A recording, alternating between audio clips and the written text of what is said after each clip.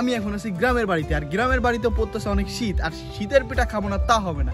আজকে আমি নিয়ত করেছি নিজের হাতে চাল ভাঙাবো, নিজের হাতে পিঠার সকল সরঞ্জাম কিনে তারপর পিঠা বানাবো। শুরু করা যাক আজকে আমাদের ভিডিও, লেটস গো। চাউল নিয়ে হাজির হয়ে গিয়েছি আমি দোকানে, এখান থেকে চাউল ভাঙায় তারপর পিঠা বানাবো।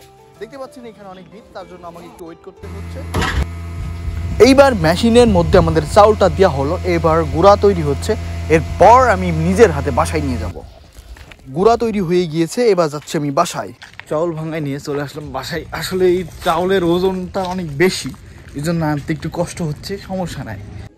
গুঁড়াগুলা এখন গুলাইতে হবে। গুলানোর জন্য আমরা ইউজ করেছি ছোট্ট একটা বাটি, আর হলো এটা কি বলে জানি না। তারপরে চুলার উপর ছাঁচ বসাইতে হবে। আমরা গ্রামের মানুষ, এটা মাটির চুলা থাকবে, এটাই স্বাভাবিক। তারপরে ওই বাতাসাগুলো জাল দিবেন, কারণ আমরা আজকে বানাতে যাচ্ছি বিজানি পিঠা, চিটাই পিঠা এবং বড় পিঠা।